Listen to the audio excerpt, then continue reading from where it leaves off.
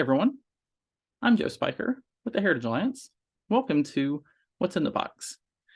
This is a new series where we're going to take you inside our archives to look at our objects and collections to see how we can learn more about the past when we think outside of the box. In each episode, we're going to be consulting the mystery box to see what item and what object we might be talking about and what we can learn about the past by looking at that object.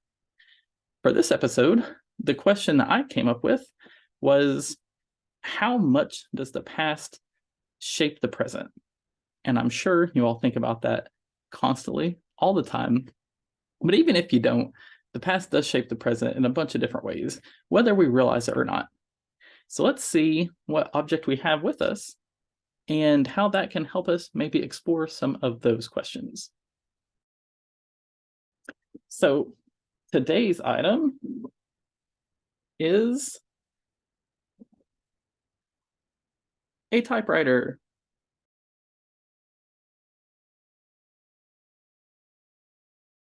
So typewriters are really cool. They're really neat looking. One of the things about archives and museums and their collections, a lot of times we just have a lot of cool stuff. Sometimes you get people that come in and think, oh, hey, here's this item. It's old, it's cool looking. You should have it. While museums would love to take everything that's cool and old, it doesn't always work. So for us, we try to make sure that our collection has stuff that's relevant to our mission. And this is an item that is relevant directly to our mission. But it also can be used to explore larger themes about history. So the first thing that researchers and archivists tend to ask is, okay, what can we learn about this item? So some things about this item specifically, this is a typewriter. It's very heavy. It's a heavy piece of equipment. So when you're first researching an item, you look for things that are really easy, things that jump out. And the first thing that jumps out is the design, arrangement of the keys, the arrangement of the actual typeset, the ink ribbon. All that stuff is really important and can tell you about the item itself. Also, notice the Royal brand logo. That is the company that produced it. That can help us date the item. The Royal Company is not around until the early 1900s, so we know that this is not from the 19th century, but from the 20th century. There is some other information on here as well. There's a little sticker here on the back. It says Fields Office Supply Company, and it has the city of Johnson City. So this was a locally sold item. So we know it's a locally sold item. It's got a sticker, it's got a label. We also know its serial number. It has a serial number on it. And through research, you can use the serial number to date the item. So based on the serial number on this item, we know that it was made probably in 1923. So we have a pretty specific date. It's right at 100 years old. So there's a lot of information that you can get from this item just through the basic research process. And if you're working with an item, or if you're doing history research, that's kind of the first step, is gathering information, whether you're reading books about a topic or whether you're trying to find out information about a typewriter that's in your collection.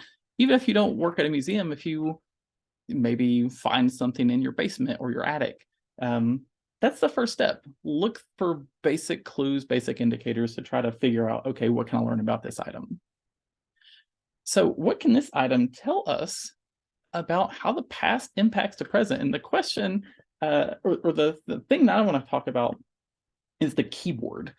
So how many of you have ever been typing on a typewriter or sending a text message, or typing on a computer or sending a text message, and you go, especially if you're just starting, and you say, I know the alphabet.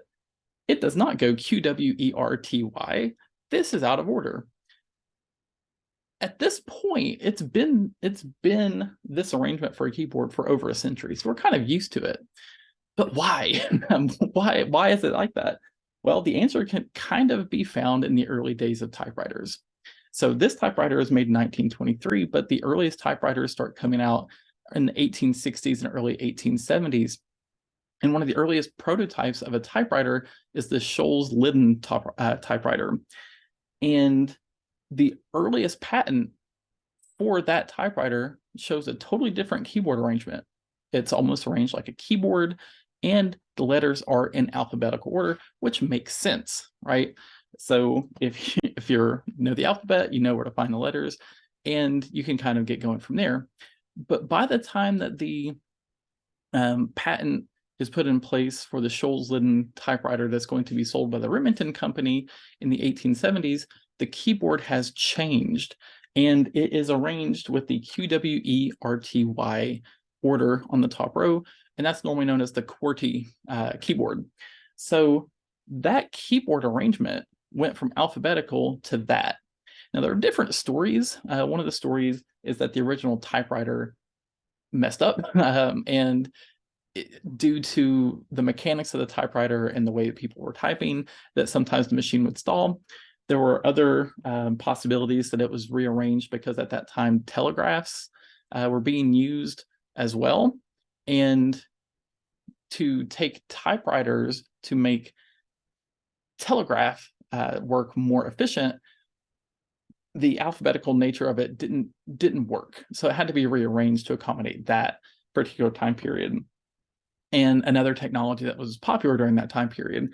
So for whatever reason, by the time the Remington Company is producing typewriters, that is the arrangement of the keyboard. Now, right before that happens, there was another patent where it was QWE period TY. So already slight variations. And even after the keyboard was arranged, Scholes, when he was working on further developments on typewriters, came up with different keyboard types. So he wasn't even convinced that that was the best layout. So how has it stuck with us for this long? Well, even the original inventor kept trying new things. It didn't work. One theory is that the Remington Company, even though they manufactured the keyboard, they also offered training classes on how to use that particular keyboard arrangement. And so it seems like the Remington Company might have been making extra money on training people to use this particular type of layout for the keyboard. But by 1900, most keyboard companies were making this keyboard and this arrangement. So it was familiar, and that's what people already by the 20th century were used to. So for this typewriter, the Royal typewriter, the one that we have here, it went through an evolution. The Royal Company starts in around 1906.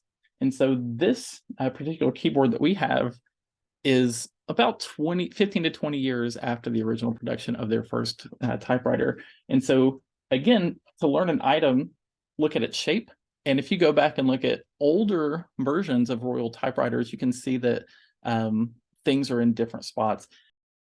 Now, if you are looking at typewriters and their purpose, they are a technology. Now, they're an old technology for us, but at the time in the late 1800s, early 1900s, they were pretty big technology and pretty big technological development. And so the one main goal of technology is efficiency and increasing efficiency. And so in the 1800s, one of the most common ways of communication was writing. And so keyboards made writing more efficient. So whether you're writing letters or writing diaries or writing books or journals or keeping ledgers, this made that process much easier to accomplish. Now, if you are looking at unintended consequences, you can again consult our archives. We have countless numbers of letters and journals and ledgers that were both written and typed. And as a historian, I will tell you the typewriter made my job much easier. So imagine you're living in the 1800s and you sit down and you're going to write a letter to somebody. That takes time. Oftentimes you're still using maybe a quill, where you're dipping your quill in an inkwell and you're writing a letter and you're going to send it off. That takes a lot of time. By the time the typewriters come around, if you have access to a typewriter, you can sit down and do that much more quickly. So now you go to sit down and you can type out your letter. and you can send that letter off whenever it's done. You can write 3 or 4 letters a day. And we have here, we have 2 examples here of letters from the same collection, from the same sender to the same receiver in the early 1900s from the Epps family collection that we have. And notice the written letter is really hard to read. I love cursive. It is essential for me to know how to read cursive because so many people wrote in that type of writing, especially in the 1800s. It is infuriating because it's hard to follow. Everyone used different letters. Everyone just kind of scrawled their letters quickly, and it's hard to read. And it's typing not only made it more efficient to write and send letters at the time, it's going to make it more efficient for historians to go back and read them. So that's an unintended consequence, but that is another example on how this device is shaping the present in ways that they didn't even really intend.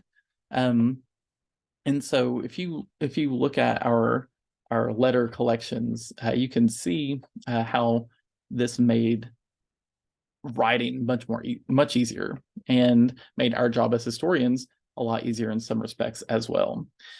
So why do we still have QWERTY? Who knows? Familiarity. I know that if a new keyboard came out and it wasn't QWERTY, I would be very confused. It would take me a long time to relearn that. But questions have come up over the last decade since more and more people are getting away from keyboards and laptops and computers more to iPads and smartphones and texting and short form communication. Is this still the most efficient way? So that's one of the things to keep an eye out for, is how new technologies continue to grow and evolve from what we had and how they can reflect the things that are going on around us. Over the last few years, the Calq, K-A-L-Q keyboard has come up as a possible alternative. And it's a split keyboard. It rearranges the letters completely differently based solely on the way that people, text and hold a phone with their thumbs and communicate that way. So that is the story of QWERTY and keyboards and the story of what was in the box for today's episode. So be sure to follow us along here on the Chester and YouTube channel for more What's in the Box and more questions based on the stuff that we have in our archives. Also, you can like and subscribe to follow along with us for this and other great content from the Chester Inn and the Heritage Alliance.